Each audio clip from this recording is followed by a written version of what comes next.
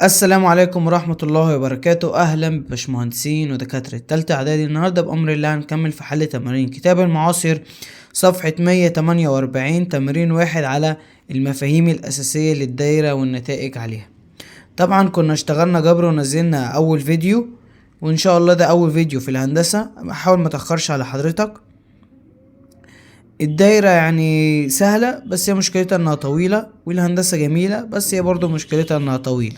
بس بإذن الله أول بأول ما حضرتك ما تراكمش وتحل على طول الدنيا هتكون سهلة وجميلة. مش طالع لحضرتك في المقدمة، ويلا نبتدي. بيقول لحضرتك في أول سؤال: القطعة المستقيمة التي طرفاها مركز الدائرة، وأي نقطة على الدايرة هي نقط في الدايرة. طبعا الناس بتقرا السؤال ما بتعرفش تحل، مع انها بتحس ان السؤال سهل، او الناس مثلا اول ما تشوف السؤال تختار الاجابه على طول فتطلع غلط، فمش عارفين غلط ليه. فانا هحاول اوري لحضرتك السؤال بيتحل ازاي. في الهندسه بالذات انا هحول لما يجيلي سؤال مقالي زي ما انت شايفه كده، هحاول احوله لشكل هندسي. ازاي يا مستر؟ يعني هقولك. هو قال لي القطعه المستقيمه التي طرفها مركز الدايره. لما تيجي نرسم دايره كده، هتقولي يا مستر انا هرسم الدايره بالمنظر ده. اقول لك حلو، الله ينور عليك. وبعد كده هتقول لي انا احط مركز الدايره اللي هو ميم. طبعا الدايره شكلها مش حلو عشان ارسمها بايدي. طيب القطعه المستقيمه التي طرفها، يعني إيه القطعه المستقيمه التي طرفها مركز الدايره؟ مش ده مركز الدايره؟ مش دي القطعه المستقيمه؟ مش ده طرف القطعه المستقيمه وده طرف القطعه المستقيمه؟ بيقول لي طرفها يعني اي طرف من الاتنين دول، فهو بيمس المنتصف الدايره ده. طيب مش ده ممكن المستقيم ده ممكن يكون بيمسه لفين بقى؟ قال لي ايه؟ واي نقطة على الدايرة. جيب اي نقطة على الدايرة، النقطة اللي تعجبك، وليكن النقطة دي مثلا، وهتعمل ايه؟ وهتوصل ما بينهم. هيديك ايه؟ هيديك برافو عليك نص القطر. طب لو النقطة دي هنا ورحت موصل كده هيديك ايه؟ هيديني نص القطر. طب لو النقطة دي هنا ورحت موصل كده برضه هيديني نص القطر. اي نقطة على الدايرة هيديني نص القطر. ايه ده؟ اذا إجابة السؤال الأول ب، واللي هي نصف القطر. أنا هحاول كده السؤال المقالي ده كده أحوله لك لشكل أو رسمة. تمام. تعالى للسؤال التاني. بيقول لك إيه بقى في السؤال التاني؟ بيقول لك القطعة المستقيمة التي طرفاها أي نقطتين على الدايرة. طيب تعالى نرسم دايرة تاني. آدي دايرة وآدي المركز. مالها يا عم الدايرة دي؟ بيقول لي القطعة المستقيمة التي طرفاها يعني أي طرف من الاتنين دول اي نقطتين على الدايرة. اي نقطتين على الدايرة يعني مثلا وليكن النقطة دي والنقطة دي. واحد يقول لي مثلا طب ما تاخد النقطة دي مع النقطة دي، هقول لك برضو مش هتفرق. طيب مالهم بقى؟ واي نقطتين على الدايرة ولا تمر بالمركز. ولا تمر بالمركز. في ناس هتتسرع وتختار القطر، وهنا اقول لك استنى حبيبي، هو القطر ده عبارة عن ايه؟ هتقول لي هو عبارة عن وتر، مش قطعة مستقيمة. هو عبارة عن وتر واصل بين نقطتين، اي نقطتين زي ما انت شايف، ولكنه بيمر بمركز الدايرة ده القطر. لكن الوتر هو القطعة المستقيمة التي طرفها اي نقطتين على الدايرة ولا تمر بالمركز. اذا حضرتك بتتكلم عن هنا عن الوتر اللي هو ده، بس هنا ما بيمرش بمركز الدايرة. ده كده القطر اللي انا رسمته. تعال نحط النقطتين دول مثلا هنا ونوصل، بيديني ايه؟ بيديني وتر. تعال نحط نقطتين هنا وبوصل، بيديني ايه؟ بيديني وتر. الوتر لا يمر بالمركز، اما لو مر بالمركز اذا ده قطر. فاذا السؤال التاني اجابته ده. تعالى للسؤال التالت. بيقول لك القطر، انا لسه قايلها لك من شويه. القطر ايه؟ القطر هو وتر يمر بمركز الدايره. القطر ماله؟ القطر هو وتر يمر بمركز الدايره. تعالى للسؤال الرابع. بيقول لحضرتك ايه؟ اكبر الاوتار طولا. ما هو اكبر الاوتار طولا؟ هتقول لي الاوتار ايه؟ الاوتار مش ده وتر؟ وده وتر؟ مش ده وتر ولكنه بيمر بمركز فبسميه قطر. فهنا لو جينا نحسبها بالحسابات هنلاقي ان اكبر الاوتار هو القطر. ما هو القطر ده اصلا مشتق او واخدينه من الوتر ولكنه بيمر بالمركز فسموه قطر. فاذا اكبر الاوتار هو القطر، فالاجابه هتبقى ب. طيب تعالى للسؤال الخامس.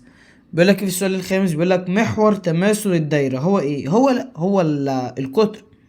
حضرتك مش القطر ده مثلا لو سميت دي ألف ودي ب، مش ألف ب ده قطر؟ ليه؟ مش ده وتر واصل بين نقطتين على الدايرة وبيمر بالمركز؟ إذا ده قطر. طيب فهو بيقول لي محور تماثل الدايرة. ما هو محور تماثل الدايرة؟ حضرتك لو جيت رسمت دايرة كده ورحت حطيت المركز ده وجيت رحت مطلع خط وتر كده ورحت مطلع وتر كده، ده بيشبهك واحد يقول لي بيشبهني بالشبكة التربيعية، مستر بيشبهني بالصورة الكارتيزية اللي احنا شفناها في اول درس في الجبر لما كنا بنيجي نحل بياني. الرسمة ديت اللي هو بنحط السين موجب والسين سالب والصاد موجب والصاد سالب، هي دي الشبكة البيانية او الصورة الكارتيزية. مالها؟ هم دول محاور تماثل اصلا. دول مالهم؟ دول محاور تماثل. يعني اسف، دي هنا س سالب وهنا س موجب وهنا طبعا السين السالب، دي اسمها محاور تماثل. فمحاور تماثل الدايرة هما ايه؟ هما اقطار. انت شايف ان دول اقطار ولا شايفهم اوتار ولا شايفهم مستقيم مر بالمركز ولا شايفه المماس؟ طيب تعالى نشوف اجابة ونفصل ليه. القطر قلنا عليه نقطة واصلة، هو وتر واصل بالنقطتين على الدايرة. هو اللي انت شايفه ده وتر واصل بالنقطتين على الدايرة؟ لا. ليه؟ هتقولي يا مستر ما هو واصل بالنقطة دي والنقطة دي. هقولك لا، هو مش واصل بينهم، هو عداهم، هو مر بيهم، لكن هو ليس واصل بينهم. فاذا ده اصلا مش وتر. امال ده ايه؟ ده ممكن يكون خط مستقيم. طب ماله الخط المستقيم ده وتر؟ اتفقنا 100% ان الوتر واصل بين نقطتين على الدايرة بالمنظر ده كده، هو ده الوتر.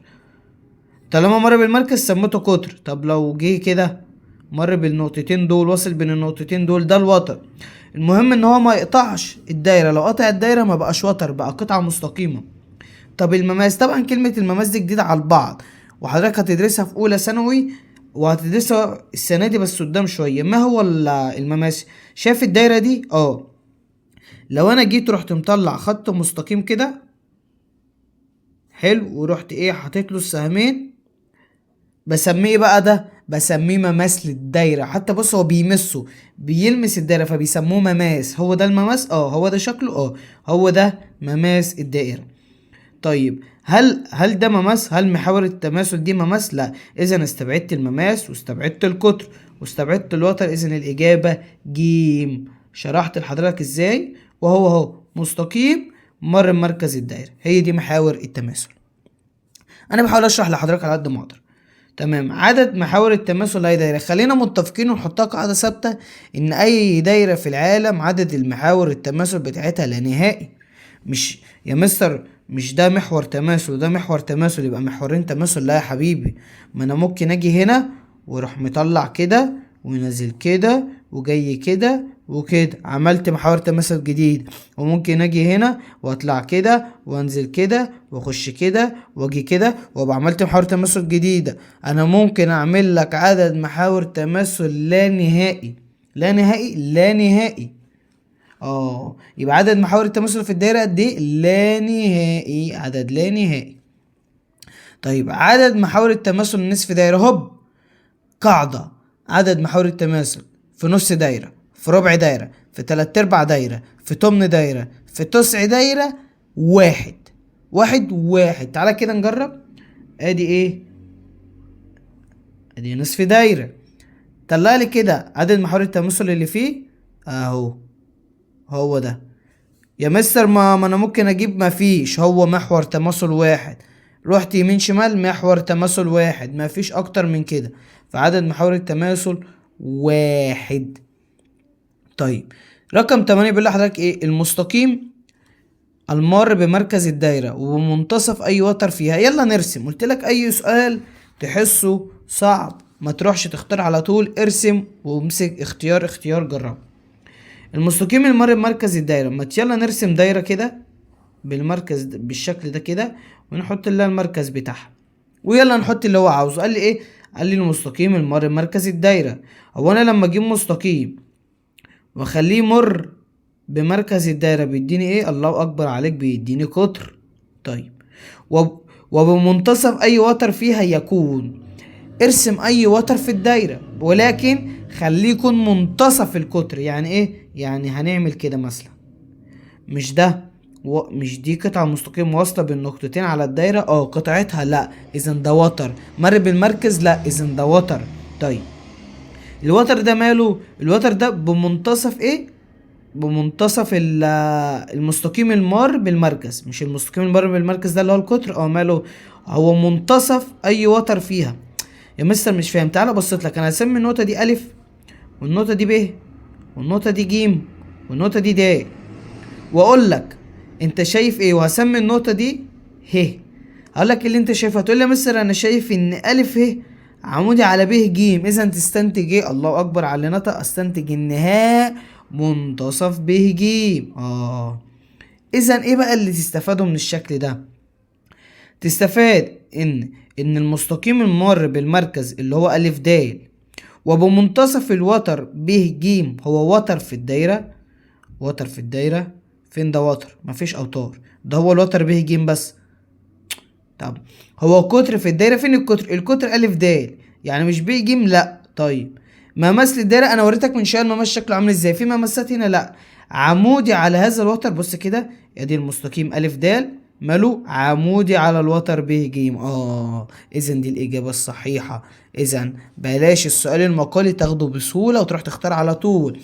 ارسم، حط، امسك اختيار وقول كل اختيار صح ليه وغلط ليه. هي الاسئله الاختر بتتحل كده. بعض الناس بياخدها ان سؤال اختر سهل جدا ويروح يختار الاجابه، وفي الاخر يتفاجئ ان عنده غلطات كتير في الاختر علشان ما بتحلش السؤال بالطريقه اللي انا بحل بيها. تعال نكمل ونخش على السؤال رقم 10. بيقول لك ايه بقى في السؤال رقم 10؟ بيقول لك محيط الدائرة التي طول نصف قطرها 7 سم يساوي ايه؟ صلى على النبي صلى الله عليه وسلم. حضرتك انت عاوز ايه؟ انا عاوز محيط الدايرة. عايز ايه من محيط الدايرة؟ اكتب لي قانونها. مالها محيط الدايرة دي؟ محيط الدايرة اللي طول نص قطر 7 سم يساوي كام؟ ما تيجي نكتب القانون. نكتب يا عم القانون، ما نكتبوش ليه؟ ما قانون محيط الدايرة؟ بعض الناس تنسى او بعض الناس تقوله غلط. محيط الدايرة هو 2 باي نق، يعني مش باي نق تربيع مستر، باي نق تربيع هو مساحة الدايرة يا باشمهندس. تمام يا مستر. طيب انت قلت لي ان محيط الدايرة يساوي 2 باي نق، وقلت لي ان طول نص قطرها 7 سم. مش نص القطر ده اللي هو 7؟ مش 2 في 7 ب14، وحط الثابت باي يبقى 14 باي. طيب هو هنا مطلعها بارقام، فاحنا نروح على الآلة ونكتب 14 باي، هنشوف هتطلع لنا بايه. ادي 14 باي، وهتطلع معانا يعني بالاس دي 43 و98. طالما عدت ال50 فبقول عليها 44. 43 98 اللي هي بالتقريب 44 الإجابة ج. تعالوا للسؤال اللي تحتيه. بيقول لك ايه؟ بيقول لك دائرة طول أكبر وتر فيها 12 سم. يلا نرسم. ادي دايرة وادي مركزها، ومالها بقى؟ طول طول اكبر وتر فيها 12 سنتي. ما هو اكبر وتر في الدايره؟ في واحد ممتاز يرد عليا ويقول لي هو القطر يا مصر. اقول لك الله ينور عليك، مش القطر يا ابني. قلنا عليه هو من الاساس جاي من الاوتار، ولكن انا بسميه قطر عندما يمر بمركز الدائره. تمام. انت عايز برضه يا مصر؟ انا عايز محيط الدايره. ايه علاقه ده بده يا مصر؟ هقول لك انا ايه علاقتهم دلوقتي ببعض. طيب مش محيط الدايره قانونه 2 باي نق؟ يا مستر ايه علاقة ده يا ابني؟ اسمع، انت مش عايز محيط الدايرة؟ عوض. فهتقول لي 2 هتنزل في الباي، ثابت هينزل في النق بكام يا مستر؟ يا ابني مش معاك القطر ب 12 سنتي؟ يا مستر. ومش القطر ده عبارة عن 2 نق؟ يا مستر. ما تقسم على الاتنين للطرفين، اذا النق ب6. ف2 في 6 ب12 في الباي الثابت، اذا 12 باي اللي هي الاجابة الف. تمام. تعال نكمل ونحل السؤال رقم 12. بيقول لحضرتك ايه بقى؟ تعال نقلب الكشكول كده بحيث ان ايه الدنيا تكون سهلة وبسيطة. بيقول لك دايرة مساحتها ايه؟ مساحتها 16 باي، فإن محيطها، صلى على النبي صلى الله عليه وسلم. ما تكتب مساحة الدايرة، فأنا أقول لك مساحة الدائرة بيساوي القانون ايه؟ قانون باي نق تربيع. طيب انت مديني مساحة الدايرة بكام؟ ب16 باي. شيل مساحة الدايرة وعوض، واحط كام؟ واحط 16 باي، واسويها بالطرف التاني. يا مثلا انت عملت ايه؟ انا كتبت مساحة الدايرة تساوي وحطيت القانون، بعد كده عوضت. مش هو مديني مساحة ب16 باي وانا معانا ان هي باي، اشيل الباي مع الباي. عايز نق تربيع، اخد الجذر للطرفين، اذا الجذر التربيع هيطير دي، فاذا النق هتساوي جذر 16 اللي هي النق هتساوي موجب او سالب 4. طبعا والسالب مرفوض علشان مفيش طول بالسالب.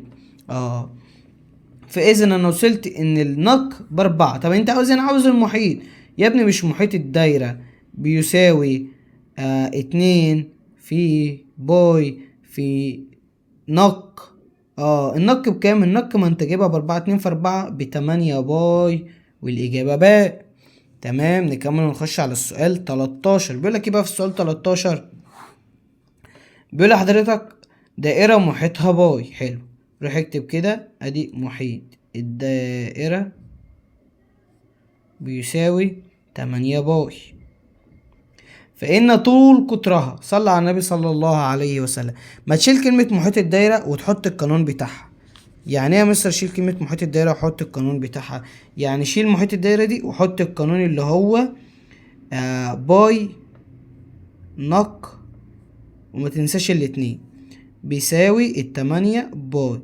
يا ابني مش الباي هتروح مع الباي وعلى الاتنين في 1 على الاتنين في على 4. انا كده جبت النق ب4. انت عاوز ايه؟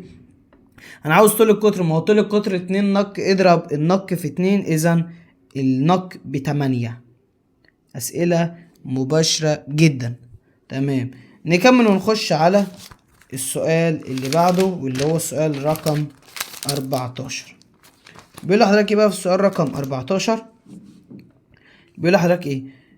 طول نصف قطر الدايرة التي مركزها، لا ما تكمليش، ارسم ارسم ارسم يا مستر. حاضر هرسم يا مستر، ما تتعبنيش، قادر ارسم يا باشمهندس.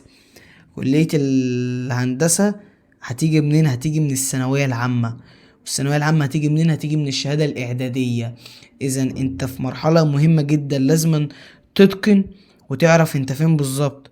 لو ما أدركتش إن أنت تالتة إعدادي وشهادة، هتلاقي مجموع الثانوية العامة راح منك. إذا حلم الهندسة والدكتوراه اللي أنت باصص عليه قدام راح منك. فلازم تهتم بالشهادة الإعدادية كويس جدا جدا علشان تجيب مجموع حلو جدا جدا، علشان تخش ثانوية عامة، علشان تبتدي في أول خطوة ليك تجاه كلية الهندسة. محدش يقول لي كلية الهندسة لسه بدري عليها، ده لسه مستر تالتة إعدادي ولسه أولى ثانوي ولسه. لا، تالتة ثانوي وأولى ثانوي وتانية ثانوي بيجوا من تالتة إعدادي. إذا تالتة إعدادي هي الاختبار الأول، فهل أنت هتكون قد المسؤولية أو لأ؟ هنشوف في نهاية السنة. المفروض ان الترم الاول نتيجته تكون واضحه ليك. اذا كنت حضرتك جبت درجه وحشه، فده اكيد عقاب لحضرتك ان انت قصرت وما ذاكرتش. واذا انت جبت درجه حلوه، فده دليل ان انت اجتهدت وذاكرت وكمل على نفس المستوى عشان تخش ثانويه عامه وانت مستوى كويس، وتقدر تحقق حلمك وحلم ابوك وامك. واسف لو كنت طولت عليك، بس حبيت اوضح لك الصوره عشان في ناس بتقول لي مثلا ده لسه بعيد عن، لسه بدري عن الهندسه والطب، احنا لسه تالتة اعدادي. لا، تالتة اعدادي مهمه جدا. فنصحصح ونهتم عشان كل الهندسه دي موجوده في 3 سنين ثانوي. لو ناوي تدخل علم رياضه وضيعت هندسه تالتة اعدادي من ايدك، انسى ان انت تأدي حلو في ثالثه ثانوي او تانية ثانوي او اولى ثانوي. تمام يا مستر؟ فهنشتغل بجد، والاختر هنرسمه ونجتهد فيه. بيقول لي طول نصف قطر دايرة التي مركزها نقطة الأصل. والمرة بالنقطة -3 و4. هي النقطة دي فين؟ حطها في أي حتة. مش أنت قلت لي إن مركز الدايرة هو نقطة الأصل اللي هي 0 و0؟ حط النقطة دي في أي حتة. مثلا نحطها هنا يا عم، براحتك يا عم، حطها في الحتة اللي تعجبك. طب سميها الاسم اللي يعجبك. مثلا اسميها جيم يا عم، سميها جيم ميم، على اسم اي حد انت عاوزه. فانت هتقول لي مثلا انت عاوز ايه؟ انا اقول لك انا عايز طول نص القطر. ما هو نص القطر ده هو ايه؟ هو اي نقطتين واصلتين بالنقطة على الدايرة ومركز الدايرة اللي هما دولت. مش النقطة دي يا ابني معاك بأربعة وسالب تلاتة؟ وانت عايز المركز. قانون البعد يا باشمهندس، ارجع للسنة اللي فاتت والسنة اللي قبلها، اجيب قانون البعد. طبعا في ناس هتقول انا مش محتاج قانون البعد، انا هاخد ده اربعه يا مستر، ما انت شرحتها لنا السنة اللي فاتت. لما يكون المركز هو نقطة الأصل وعايز تجيب نص القطر، ربع أي نقطة على الدايرة تجيب نص القطر. أقول لك الله ينور عليك. فأنت هتقول لي أنا هاخد جذر السالب تلاتة تربيع زائد الأربعة تربيع، وطلعها لي على الآلة. هنا 16 وهنا 9 مجموعهم 25، يبقى جذرهم 5. الإجابة ج. يلا للسؤال 15 وقربنا نفنش. طيب بيقول لي في السؤال 15، بيقول لي إذا كان أ ب قطرا في الدايرة حيث أ وب، فإن مركز الدايرة هو، صلى على النبي صلى الله عليه وسلم. روح ارسم. ارسم يا ارسم يا حبيبي، ارسم يا باشمهندس يا قد الدنيا. طيب انت قلت لي ايه؟ قلت لي ان أ ب ده قطر في الدايرة، مش الدايرة دي مركزها م؟ وانا اشد خط كده اللي هو القطر وهسميه مثلا أ ب. والقطر ده بقد ايه يا مستر؟ معرفش. طب مديني نقاطه؟ مديك النقطة -5 و3 والنقطة 1 و5. انت عايز المركز. مش المركز ده هو منتصف القطر أ ب؟ ارجع لقانون المنتصف، ارجع. ايوه س واحد زائد س اتنين على اتنين صاد واحد زائد صاد اتنين على اتنين. اذا المركز بيساوي س واحد اللي هي ب3، س اتنين اللي هي ب5 مجموعهم 8 على اتنين فيها ال4، س واحد بسالب 5، صاد واحد بسالب 5، صاد اتنين بواحد مجموعهم -4 على اتنين فيها -2. وروح اعملها على الآلة وما تتعبش دماغك. الإجابة هتبقى أ4 وسالب 2. طيب تعالى نحل السؤال 16 و17. بيقول لحضرتك ايه بقى في السؤال 16؟ بيقول لي أ ب ده قطر في دايرة مركزها نقطة الأصل. ارسم. ادي م مركز، مالها دي قطر. أ ب ده قطر في الدايرة، يلا نحط القطر. ادي القطر أ ب، ماله الألف ب قطر في الدايرة ده مركزها نقطة الأصل. حلو، ادي نقطة الأصل 0 و0، مالها بقى؟ فإذا كانت أ ب0 و2، إذا الب عبيطة يا مستر. أنا هفرض إن الب بس وص زي ما حضرتك علمتني قبل كده، تمام. وهتعمل إيه تاني؟ مش الميم دي هي منتصف أ ب؟ أنا هعتبر إن الميم دي مش معايا وهروح اجيبها. هتروح تجيبها ازاي يعني؟ مش الميم دي عباره عن 0 و0؟ انا اعتبر ان هي س وصاد واروح اجيب س وصاد. اجيبهم ازاي؟ مش الميم منتصف أ ب؟ ولسه حالين من شويه ان س واحد زائد س اتنين على الاتنين بيديني المنتصف ده. مش س واحد باتنين؟ مش س اتنين بس اتنين؟ على الاتنين بيساوي الصفر. مش الصفر مقامه واحد؟ اتنين زائد س اتنين في واحد يديني اتنين زائد س اتنين بيساوي اتنين في الصفر بصفر. وادي الاتنين الناحية التانية يبقى س اتنين بيساوي كام؟ بيساوي -2. اذا جبت النقطة دي. روح هات صاد، هقول له انا اقول هنا ايه؟ س اتنين وصاد اتنين.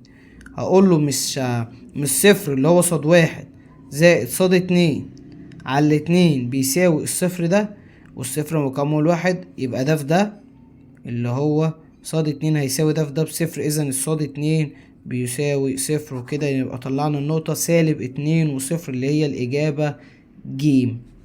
تمام يا باشمهندس؟ تمام. نكمل ونخش على السؤال السابع، قصدي ال17.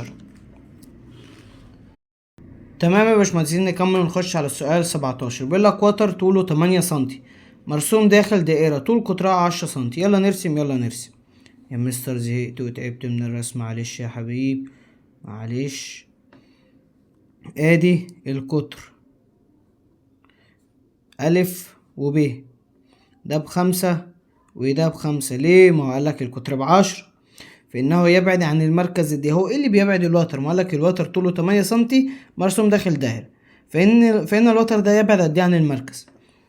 في قانون مهم جدا لازم تكون حضرتك حافظه، لو أول مرة تشوفه فاحفظه. بيقولك إن الوتر بيقولك إن بعد الوتر عن مركز الدائرة بيساوي ايه؟ بيساوي قانون مهم جدا، بيساوي نق تربيع ناقص نص الوتر تربيع. تمام. يلا نعوض يلا نعوض. حفظت القانون؟ حفظته يا مستر. النق بكام؟ النق ب5 تربيع ناقص نص الوتر ب8 نصه ب4 تربيع على الآلة لا مش سهلة. 5 تربيع ب25، 4 تربيع ب16، 25 ناقص 16 9، الجذر يديني 3، يبقى الإجابة ج. وبكده يبقى يا باشمهندسين نبقى حلينا تمارين 1 جميع الأسئلة الاختياري، 17 سؤال اختر حليناهم لحضرتك كلهم، واتمنى اكون قدرت افيد حضرتك. طبعا متبقي ايه؟ متبقي الاسئله اللي هي الرسومات دي، اللي هم دي 3 رسومات، وادي باقي الرسومات لحد هنا كده. لا هنا دي بدايه جديده لحد ايه؟ لحد هنا 9 رسومات. هعمل لهم فيديو لوحدهم. انت الاسئله الاختياري دي تتفرج على الفيديو تذاكرها كويس جدا جدا، وبعد ما تفهمها وتراجع غلطاتك تروح بقى لايه؟ للفيديو التاني اللي انا هنزله بتاع الرسومات ديت، بحيث ان انت ايه تكون ماهيت عشان ما تغلطش كله ورا بعضه. طبعا اهم حاجه في الفيديو ان انت ما تتفرجش على انا بحل. وقف الفيديو وحل الاسئله انت، ولو معاك الكتاب حل مع نفسك، والاسئله اللي تعطل معاك افتح الفيديو على السؤال ده، بحيث ان انت تكسب وقت، ما تقعدش تضيع الفيديو مثلا يخش له في نص ساعه، تضيع النص ساعه كلها بتتفرج، مع ان انت في اسئله عارف حلها، مع ان انت مثلا حاسس ان انت عارف الحل بس ما حلتش بايدك، فتيجي تحل فما تعرفش. فمهم جدا ان انت تحل بايدك الاول، بعد كده تشوف الحل. تمام. كان اتمنى اكون فدت حضرتك. لو في اي حاجه انت حضرتك عاوزها اطلبها مني في التعليقات، وشكرا والسلام عليكم ورحمه الله وبركاته. مستنيكم في الجزء التاني.